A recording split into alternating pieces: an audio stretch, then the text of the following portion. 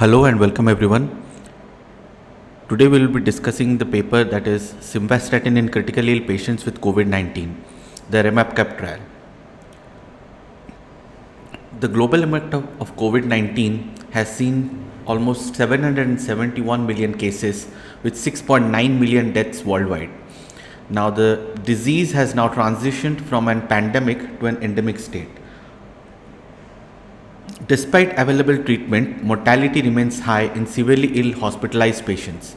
The access to effective treatments other than dexamethasone is limited and unequal.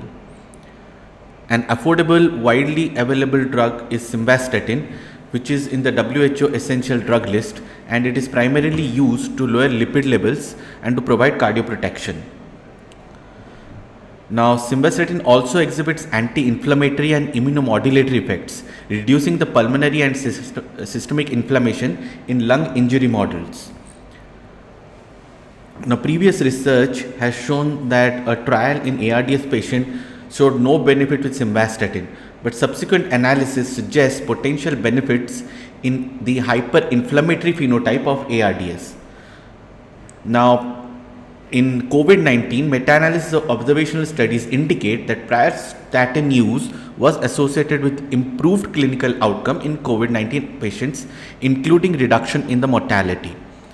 The effect of initiating simvastatin on survival and organ support was investigated in hospitalized Covid-19 patients not on statins through this particular trial. The trial design and oversight. It was an international platform trial assessing treatments of severe pneumonia in pandemic and non-pandemic contexts. This analysis primarily focuses on Covid-19. Patients compared simvastatin treatment with no statin, that is the control group, and randomization covered multiple treatment domains. Now managed as an international steering committee and independent data monitoring committee after ethical approval and good practice guidelines, it was started. Multiple international funders were involved, but they had no role in the trial design, data analysis, or the publication decision. Adults hospitalized with suspected COVID-19 stratified as severe into critical and non-critical patients, and patients who needed respiratory and cardiovascular support in ICU were classified as critically ill patients. Patients who had previously going statin therapy, severe liver disease, high creatinine levels, unless on renal replacement therapy, or more than 48 hours in ICU with organ support were excluded. Now, central algorithm for random assignment to either simvastatin or control group was run. Response adaptive randomization was used, adjusting allocation possibility based on the accumulating evidence. High dose, that is 80 mg daily, was given is the treatment for the ARDS until the patient was discharged or day 28 in the ICU. Simvastatin dispensed by hospital pharmacies and administered openly. Now it was done by the Bayesian design, that is the statistical analysis with no maximum sample size, with scheduled adaptive analysis and randomization until a predefined statistical criteria was met. Now, Bayesian cumulative logistic model adjusted for various factors like location, age, sex, domain eligibility, and time period was chosen. The treatment effect, that is the separate estimates for critical and non-critical ill patients with dynamic borrowing based on similarity, was done. Control group randomization, that is a concurrent randomization of all control group in the simvastatin domain, was done. The missing data was not imputed and excluded from analysis. All the analysis was performed in R with a clear statistical plan. Now, if we look here, total 22,883 patients were screened. Out of this, 12,000 were excluded, primarily because most of them were ineligible for the platform. Nearly 2,500 had no active simvastatin domain, so they were not included. And in some sites, they had the domain, but the patient somehow got excluded. So nearly they lost 12,666 patients because of these type of issues. So they included 10,000 into the REMAP-CAP domain. Once they were included into the REMAP-CAP domain, only 2,926 were randomized. So they lost again around 7,000 patients because of various factors, like nearly 5,000 were lost because the site was not active for the simvastatin domain. 1,820, they had an active simvastatin domain, but the patients had various exclusion factors.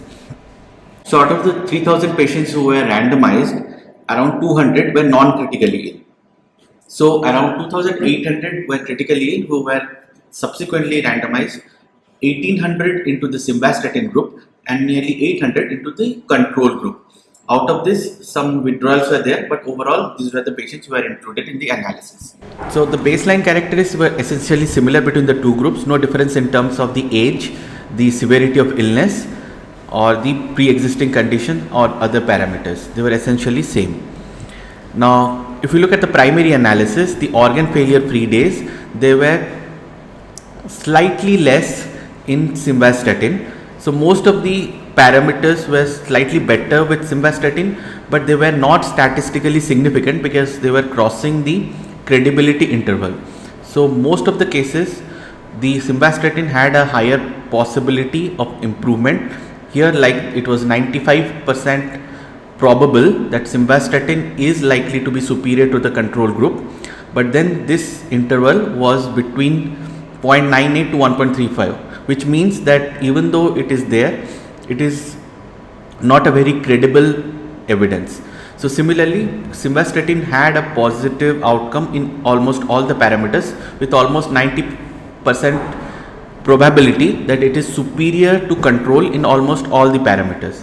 But since in most of the cases it is crossing 1, it is unlikely that simvastatin is a very credible evidence here of providing benefit in critically ill ARDS patients of COVID-19. Similarly, this graph here summarizes the primary outcomes. Here we can see that the organ failure was less with simvastatin. In this stacked bar you can see the color coded one. Here you can see that the organ failure requirement was less with simvastatin. It was more with control. However, all this evidence is not statistically significant. Now, there are limitations of this trial because it's a very small trial and it was stopped prior to the criteria got over, mainly because the COVID-19 cases started to come down and they were not even finding much of an improvement. However, but still the power of the study remains very low. Now, regular monitoring of creatine kinase and liver function is a very important factor for simvastatin, which should be taken into consideration before you start using the simvastatin in COVID-19 ARDS patients based on the evidences. Now, next is the open label design could have introduced bias. Operational futility is a major factor because we could not reach our targets. Now, more patients were assigned to the simvastatin group, affecting the ability to reach statistical triggers. It's mainly because since they were trying to get a statistical trigger, they were giving more patients into the simvastatin group. Now, to conclude, simvastatin showed some promise because it was definitely superior, but it could not establish its superiority statistically because most of the data is not credible since it was crossing the 1. So the potential is modest, but clinically important effects remain and it can potentially be a probable source of improvement in COVID-19 patients, but we need further trials, and also we need to keep in mind the complications and the monitoring that we need to do with simvastatin before we use it in our clinical practice. Thank you for your patience.